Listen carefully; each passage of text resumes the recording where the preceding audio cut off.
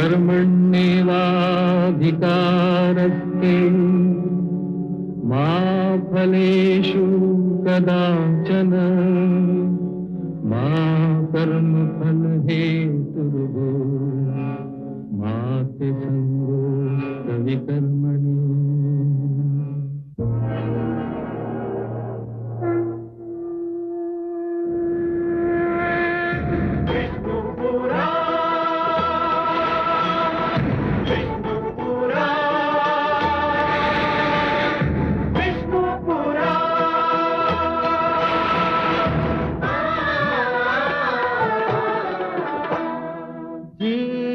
ज्ञान ब्रह्म ज्ञान अथ श्री विष्णु पुराण ओम की कथा महान जय श्री विष्णु पुराण विष्णु पुराण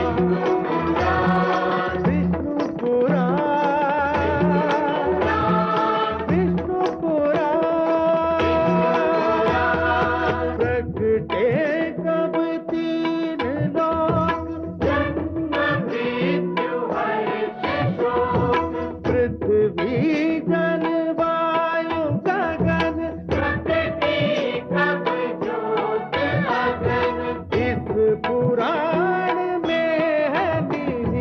जप तप और योग ध्यान विष्णु पुराण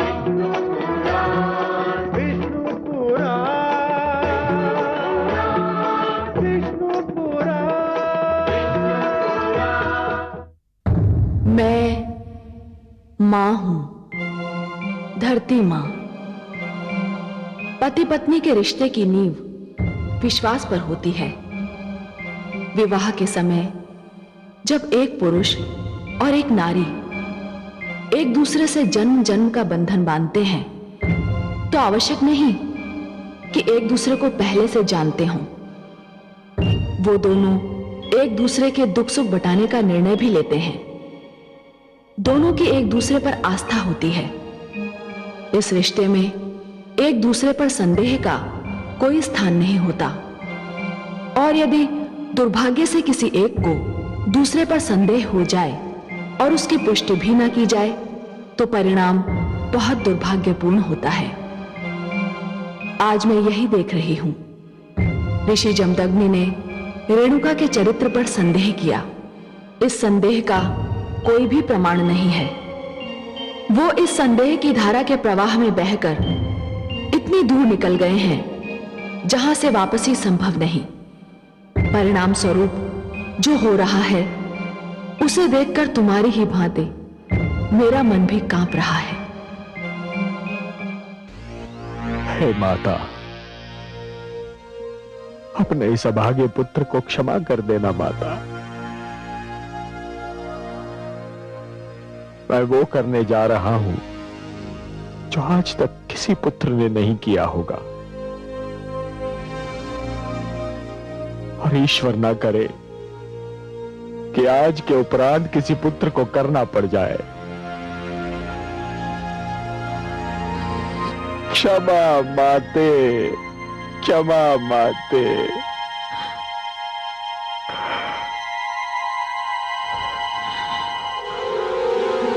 क्षमा माते,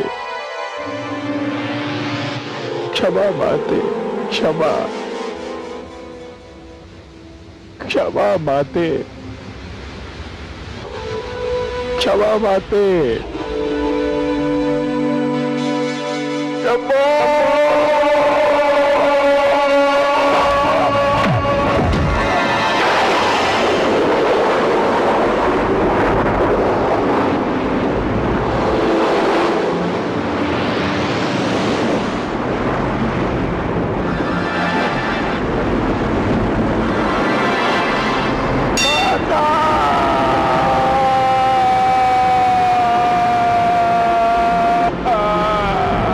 माता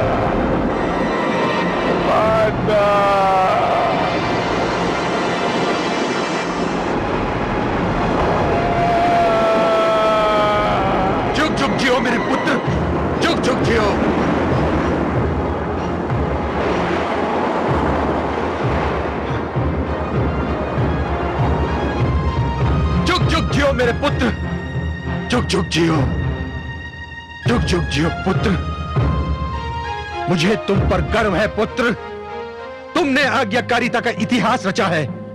मैं बहुत प्रसन्न हूं, अत्यंत प्रसन्न हूं। इस आज्ञाकारिता के पुरस्कार के रूप में आज तुम मुझसे कुछ भी मांग सकते हो, कुछ भी मांग लो पुत्र, जो चाहे मांग लो। मैं आज तुम्हें हर वो वस्तु दूंगा जिसका देना मेरे वश में है। मांग लो पुत्र, मांग लो।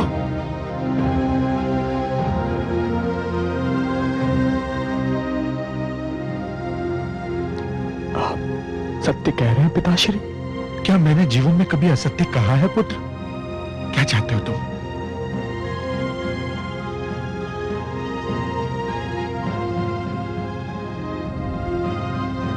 अपनी प्रिय माता का जीवित शरीर।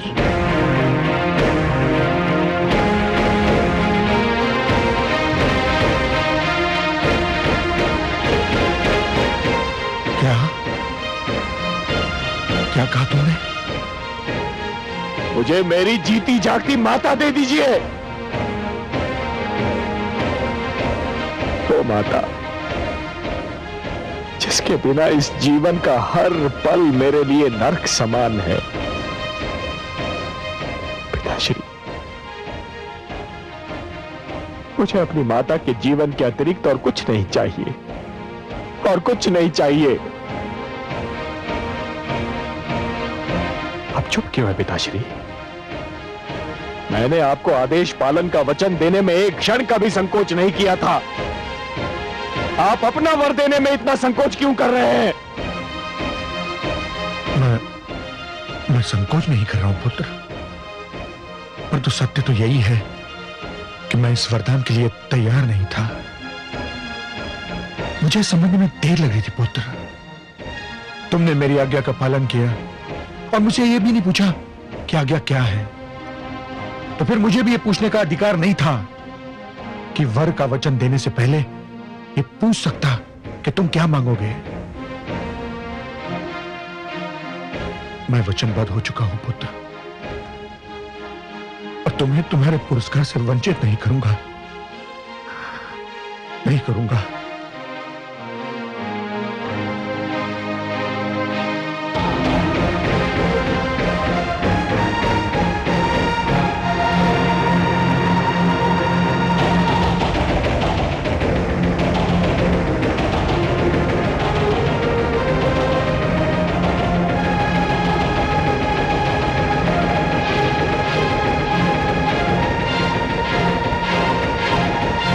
कलश चल लाओ। पिताश्री, जल।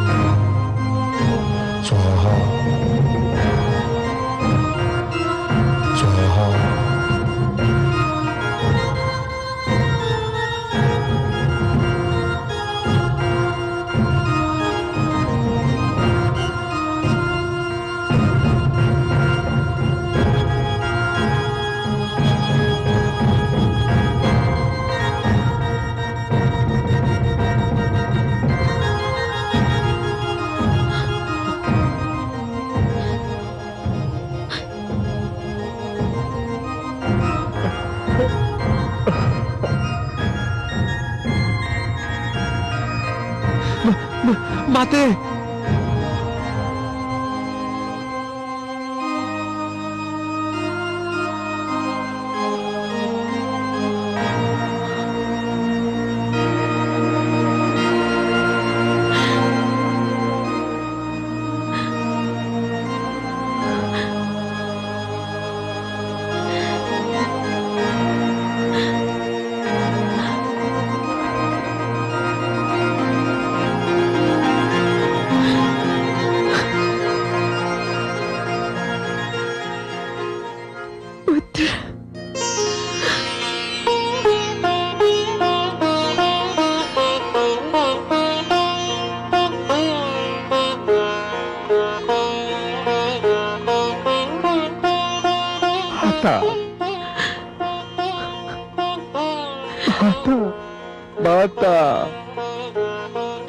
माता, पुत्र, मेरा माता, पुत्र। हे माता।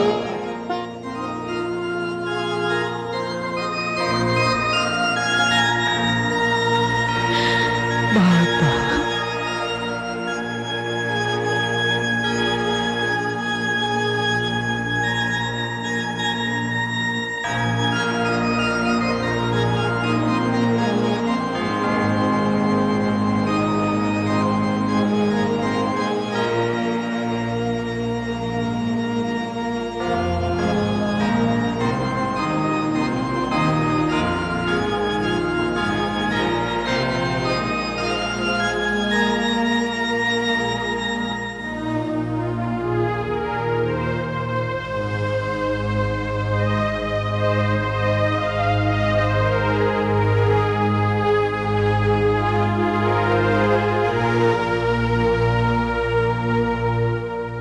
जब व्यक्ति महान बनने लगते हैं तो ऊंचाइयों को छूने लगते हैं।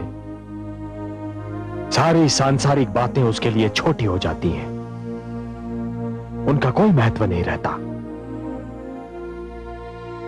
ऋषि जमदग्नि तो महानता के शिखर पर पहुंच गए थे, तो आपसे यह कार्य कैसे हुआ पिताश्री?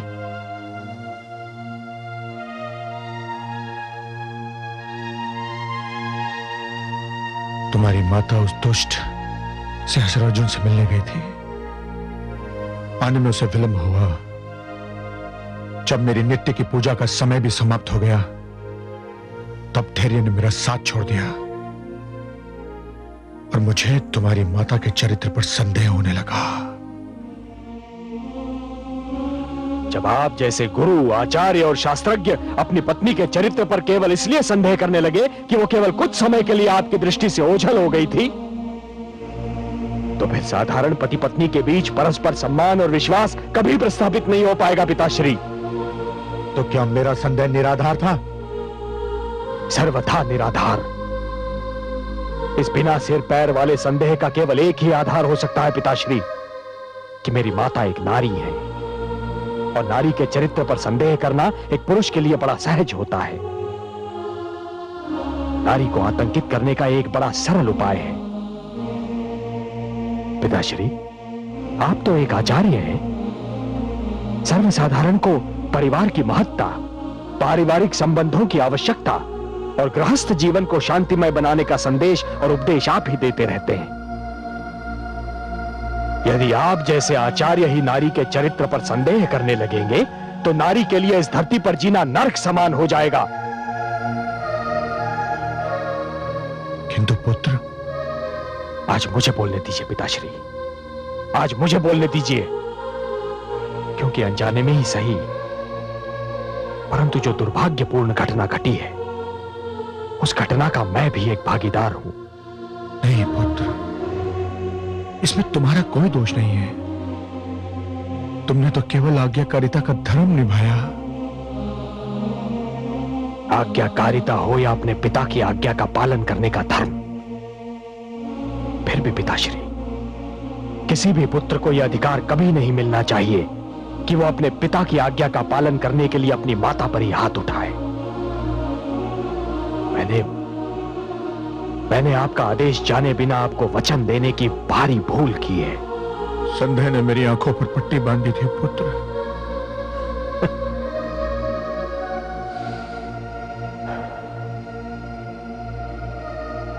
आज मुझे ज्ञात हुआ पिताश्री कि वो चाहे कोई महात्मा हो या एक सर्वसाधारण व्यक्ति,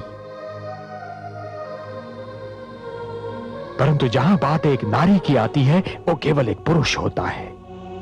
केवल एक पुरुष जो एक नारी को अपने से छोटा, अपने से अधम और अपने से निम्न श्रेणी का मानता है।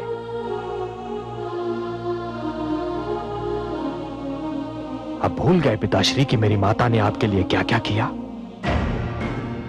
वो एक राजकन्या थी। राजभवन के ऐश्वर्य में उनका जन्म और पालन पोषण हुआ था, परंतु केवल आपके प्रेम के कारण उन्होंने एक ऋषि की कुटिया को अपना घर संसार बना लिया। उस प्रेम, उस त्याग और उस स्नेह का यही पुरस्कार मिलना था उन्हें? नहीं पिताश्री, नहीं। यह अन्याय केवल मेरी माता के साथ नहीं हुआ है, यह अन्याय तो समस्त नारी जाति के साथ हुआ है। घोर अन्याय, अक्षम्य अन्याय। शंभो शंभो शंभो।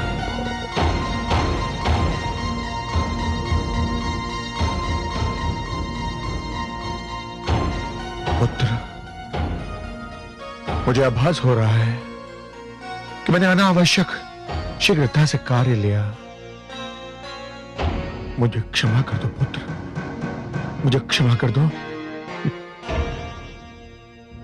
क्षमा तो अब केवल माता श्री कर सकती हैं, आपको भी और मुझे भी।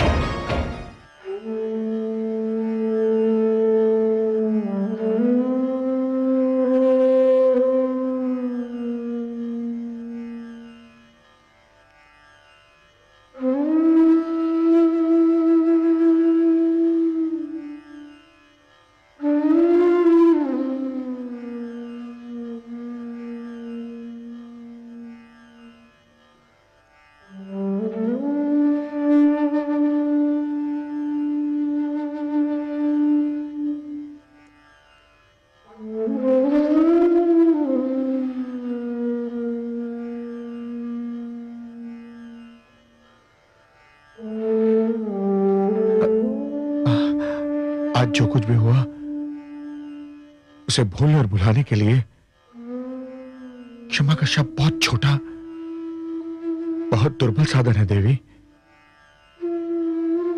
परंतु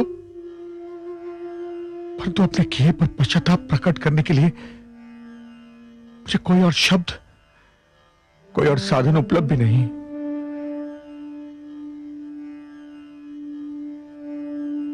मुझे क्षमा कर दीजिए देवी, मुझे क्षमा कर दीजिए।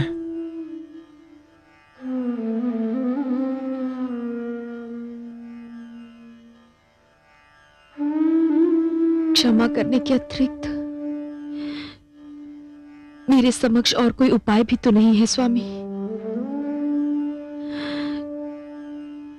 किंतु एक भय सा लग रहा है,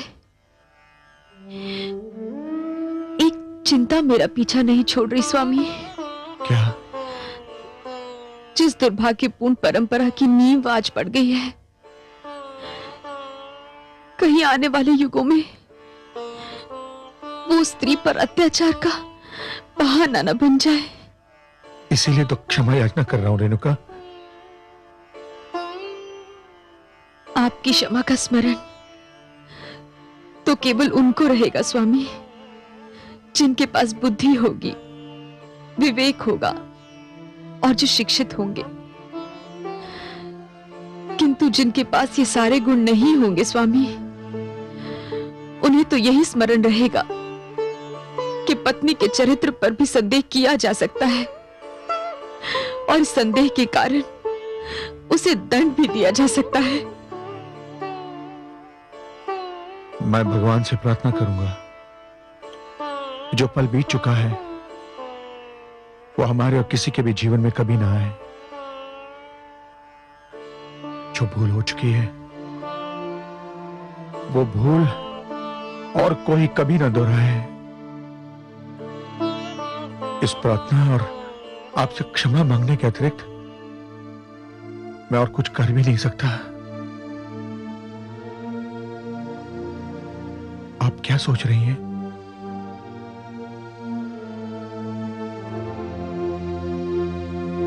सोच रही हूं कि क्या कहूं स्वामी।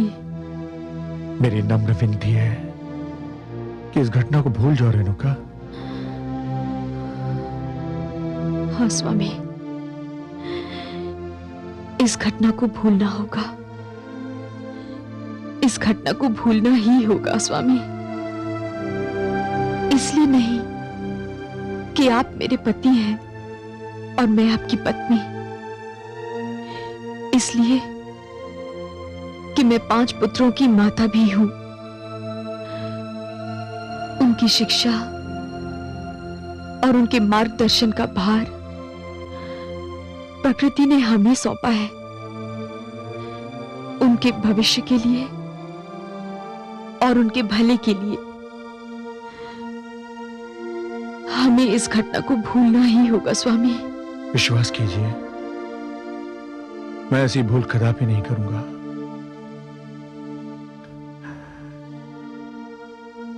देवी जैसी पत्नी के चरित्र पर संदेह करने का अपराध का दंड मुझे मिल चुका है और मुझे मिलता ही रहेगा। मेरी अंतरात्मा मुझे सदैव ही कचोटती रहेगी। रेणुका, मुझे क्षमा कर दो, मुझे क्षमा कर दो रेणुका। नहीं स्वामी, मुझे और लज्जित ना कीजिए। मैंने आपको क्षमा कर दिया है, अपने लिए, अपने पुत्रों के लिए और अपने परिवार के लिए। रेणुका,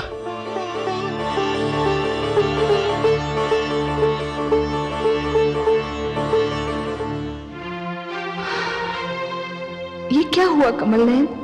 ये आपने क्या किया? मैं जानता हूं महादेवी कि आप क्रोधित हैं। क्रोधित नहीं सर्वेश्वर, मैं दुखी हूं, पीड़ित हूं। मेरे हृदय में पीड़ा की टीसें उठ रही हैं। मेरे मन मस्तिष्क का संसार डावाडोल है। ऐसी पीड़ा और ऐसी यातना का अनुभव मुझे आज से पहले कभी नहीं हुआ था। मैंने तो पीड़ा से मुख फेर लिया। उस दृश्य को देखना, सहन करना मेरे लिए असंभव हो गया था। आप सत्य कह रही हैं महादेवी। जो कुछ हुआ वो देखने योग्य नहीं था। वो दुर्घटना अविश्वसनीय थी, निंदनीय थी। वो भी आपके हाथों? नारी का सम्मान जिसका सर्वप्रिय सिद्धांत है, प्रधानतम संदेश है। हे कमल नयन, नारी के प्रति आपकी भावनाओं को मैं जानती हूं। उन्हीं भावनाओं के कारण तो मैं आपकी पूजा करती हूं। आपको सदा ये दुख सताता था कि आप अजन्मे क्यों हैं? किसी माता के गर्भ से आपने जन्म क्यों नहीं लिया? और अब इस बार जब आपके अंशावतार ने देवी रेणुका के गर्भ से जन्म लिया, तो उसने उसी का सिर काट दिया जिसकी कोख से उसने जन्म लिया।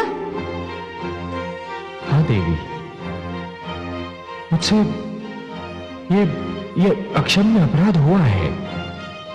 यह अप्रिय घटना हुई है मेरे हाथों से।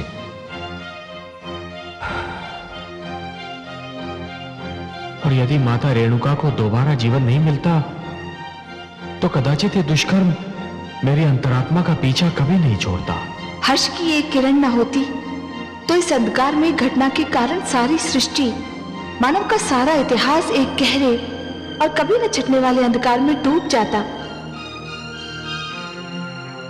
देवी, यदि नियति ने मेरे हाथों से यह दुष्कर्म करवाया था तो उसका कोई कारण भी अवश्य रहा होगा। मुझे तो कोई कारण नहीं दिखाई देता। परंतु मुझे दिखाई देता है। क्या? इस दुर्घटना से मानव जाति को एक सीख लेनी चाहिए महादेवी। वो ये कि यदि किसी कारण माता पिता के बीच तनाव उत्पन्न हो जाए तो संतान को बिना सोचे समझे हस्तक्षेप नहीं करना चाहिए। तनाव की वास्तविकता को जाने बिना किसी एक का पक्ष कदापि नहीं लेना चाहिए, क्योंकि यदि पितृ देवो भव सत्य है तो मातृ देवो भव उतना ही महान और उससे भी अधिक प्रबल सत्य है।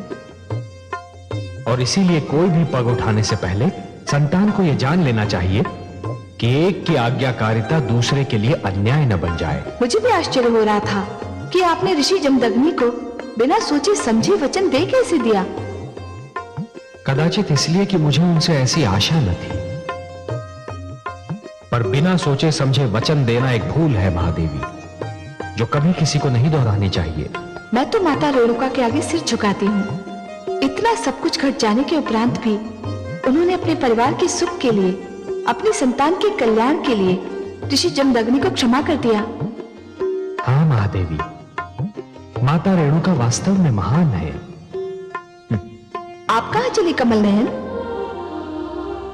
महादेवी, मैं उसके पास जा रहा हूं जिसने एक सुखी घराने की नींव हिला दी, जिसने एक हंसते खेलते परिवार के जीवन में विष घोल दिया, जिसने एक पतिव्रता स्त्री और उसके विद्वान शास्त्रज्ञ पति के बीच संदेह की दीवार खड़ी कर दी।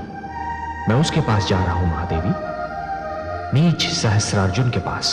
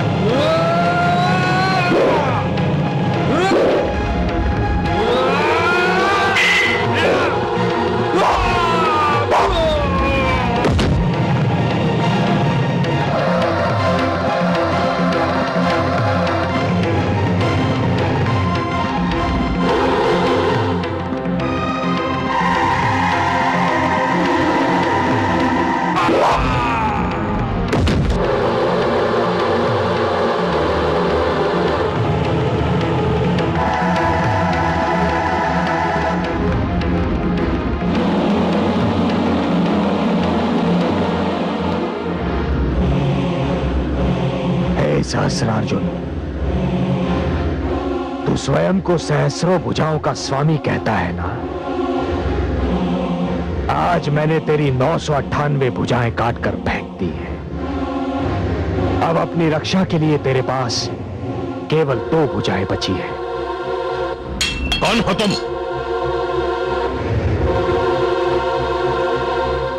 मैं वो हूं जो बाल्यकाल से तेरे अत्याचार का साक्षी रहा है। कौन है तू? परिचय दे अपना। मेरा परिचय जानना चाहता है तू? मेरा परिचय है तेरा अत्याचार। मेरा परिचय है वो अग्नि लीला जो आश्रमों और गुरुकुलों को समाप्त करने के लिए तू लगातार रचता रहा है। मेरा परिचय है उन आचार्यों, गुरुजनों, ऋषियों और विद्यार्थियों की कराहें जो तेरे आतंक का लक्ष्य बनते रहे। हे कार्तवीर्य सहस्रार्जुन, मैं तेरे और तेरे वर्ग के अत्याचार के अंत की घोषणा हूं। एक अधर्मी के लिए धर्म का, अन्याय के लिए न्याय का और असत्य के लिए सत्य का प्रतीक हूं मैं ऋषि जमदग्नि का पुत्र राम हूं। वो राम जिसके हाथ में परशु है। मेरे राजभवन में पग रखने का साहस कैसे हुआ तुझको?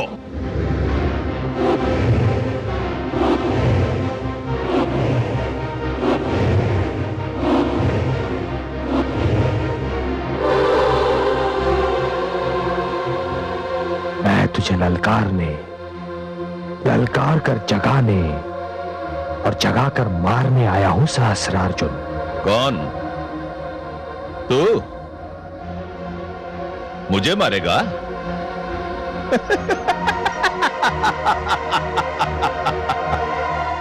मैं तो समझता था कि यह मात्र कहावत है, परंतु नहीं, यह सत्य है कि जब वन के पशु को मृत्यु की इच्छा सताती है तो वो वन छोड़कर नगर की ओर भागता है।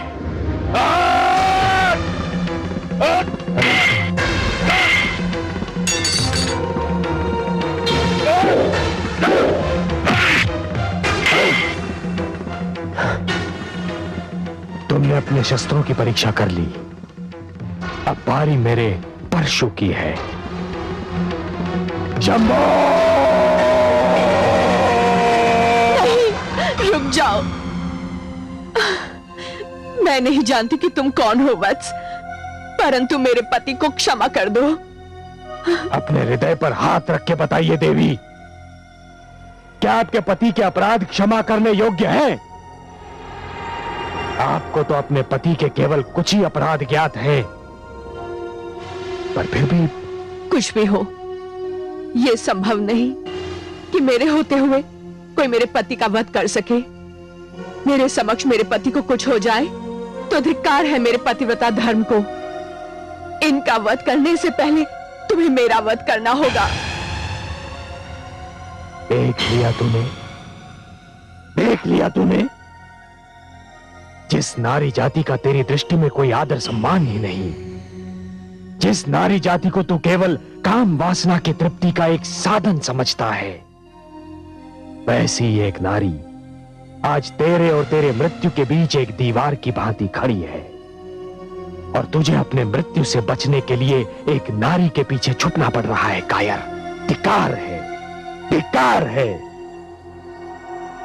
हे देवी, आप मेरे लिए माता समान हैं, और केवल इसीलिए मैं आज आपके पति को क्षमा दान दे रहा हूं। परंतु यह स्मरण रहे देवी कि आपके पति की आयु बहुत लंबी नहीं है।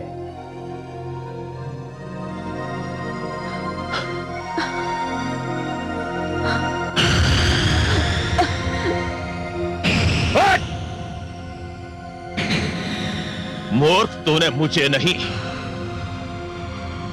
अपनी मृत्यु को जीवित छोड़ दिया है, और तू जीवन भर अपनी इस भूल के लिए हाथ मलता रहेगा। मैं प्रलय बन के टूटूंगा तेरे सारे वंश पर किसी को मुझसे क्षमादान नहीं मिलेगा, बिल्कुल नहीं मिलेगा।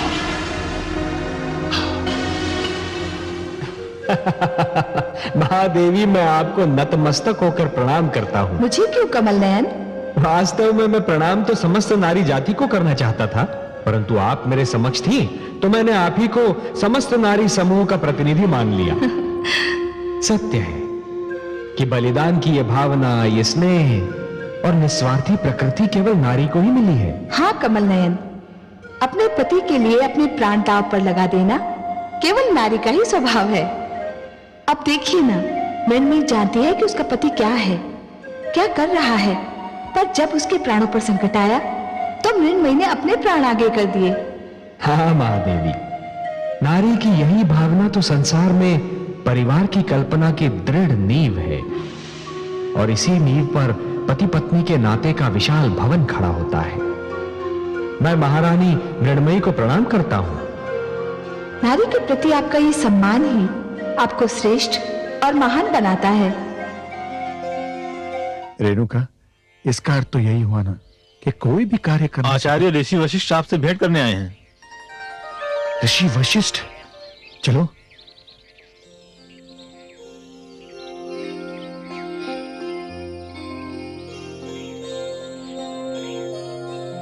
स्वागतम स्वागतम ऋषिवर, स्वागतम। प्रणाम ऋषिवर। बड़ी कृपा की आपने पधारकर। बहुत समय से आपसे भेंट करने को मन कर रहा था, परंतु अपनी व्यस्तताओं से अवकाश ही नहीं मिल पा रहा था। ये देवी कौन है? मैंने उसे नहीं पहचाना। यह आपके प्रेम मित्र आचार्य प्रिव्रत की पुत्री अनामिका है।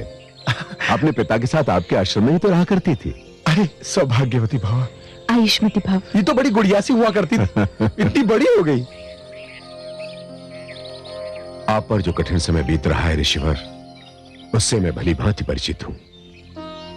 हर्ष ये है कि इन कठिन परिस्थितियों में भी आपके धैर्य के पांव नहीं लड़खड़ाए। अन्यथा उस दुष्ट सहस्रार्जुन ने तो अत्याचार की हर सीमा पार कर दी है। अत्याचार तो अत्याचार है ऋषिवर, पड़ता है तो मिट भी जाता है। धैर्य अपार सागर की भांति है जिसका कोई छोर नहीं होता। आपको हमारा ध्यान रहा, इसके लिए मैं आपका आभारी हूं। ऋषिवर, मैं आपके लिए एक उपहार लेकर आया हूं। आशा है आप इसे स्वीकार करेंगे। आए दिन आपके इस आश्रम में अग्निकांड होते रहते हैं। उसमें या तो आपके पशु भस्म हो जाते हैं या घबराकर भाग जाते हैं। इन परिस्थितियों में आपके परिवार और आपके विद्यार्थी समूह का भरण पोषण एक समस्या है। मैं इसी समस्या का समाधान लेकर आया हूं। यह गाय सुशीला। सुशीला? मैंने इस गौ का यही नाम रखा है। अपने नाम ही की भांति सुंदर है। सुंदर तो यह है ही ऋषिवर, परंतु संभवतः आप ये सोच रहे होंगे कि अकेली गौ आप सबका भरण पोषण किस प्रकार करेगी। नहीं ऋषिवर, आपने कामधेनु का नाम तो सुना ही होगा। कामधेनु को तो समस्त संसार जानता है ऋषिवर। ये वो गौ है जो सबका मनोरथ पूरा करती है। इससे धन धान जो कुछ भी मांगो सब मिलता है। यह सुशीला कामधेनु की ही संतान है और इसमें कामधेनु के सभी गुण हैं। ये आपके परिवार और आपके शिष्यगण सबका भरण पोषण करने के लिए पर्याप्त है। मेरे पास शब्द नहीं है आपका आभार प्रकट करने के लिए ऋषि वशिष्ठ। इसकी आवश्यकता नहीं है ऋषिवर। अनामिका को मैं अपने साथ इसलिए लेकर आया हूं कि सुशीला इसके बिना एक क्षण भी नहीं रह सकती। यहां तक कि इसके अतिरिक्त वो किसी चारा भी नहीं लेती। पुत्री अनामिका, तुम्हारा और सुशीला का मेरे आश्रम में स्वागत है। ऋषिवर, वत्स राम कहां है? राम, पुत्र राम, पुत्र राम, देखो कौन आया है।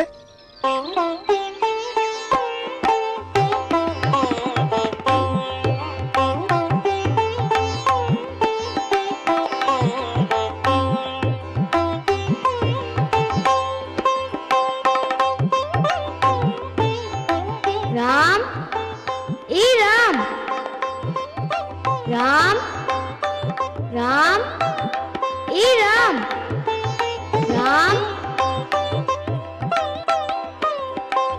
राम, ए राम।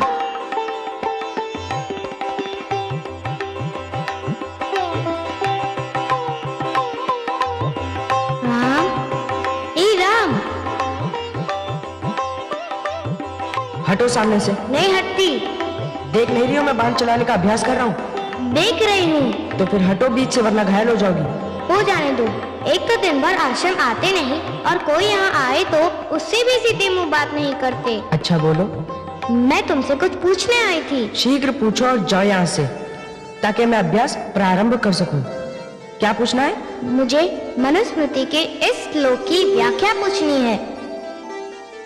वजेतम मधु मांसम जगंदम माल्यम रसायनम स्त्रियम जो कामम क्रोधम नर्तनम गीतवादनम। पिताश्री से पूछो जाकर, मेरे पास समय नहीं है। मुझे इस समय सहस्रार्जुन के अत्याचार के अतिरिक्त किसी वस्तु का स्मरण नहीं है और मैं उसी अत्याचार का उत्तर ढूंढ रहा हूँ। किसी और व्याख्या के विषय में न मैं कुछ जानता हूँ न मैं जानना चाहता हूँ। परिहास समाप्त करो और चली जाओ यहाँ से।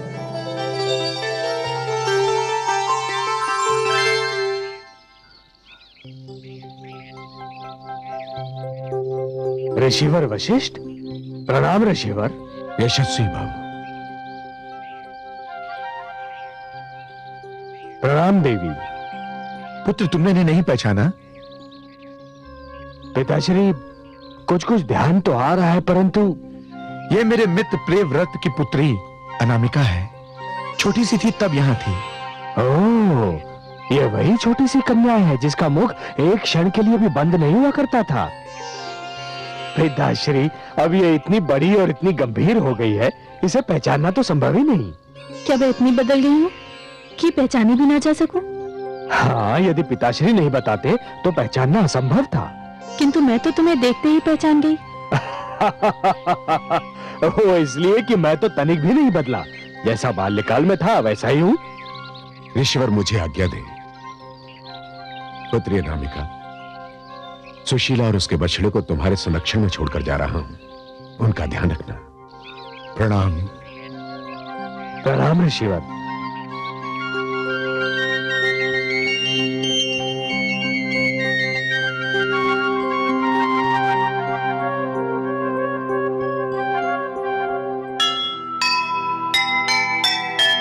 बचपन के बिछुड़े मिले वर्षों के पश्चात,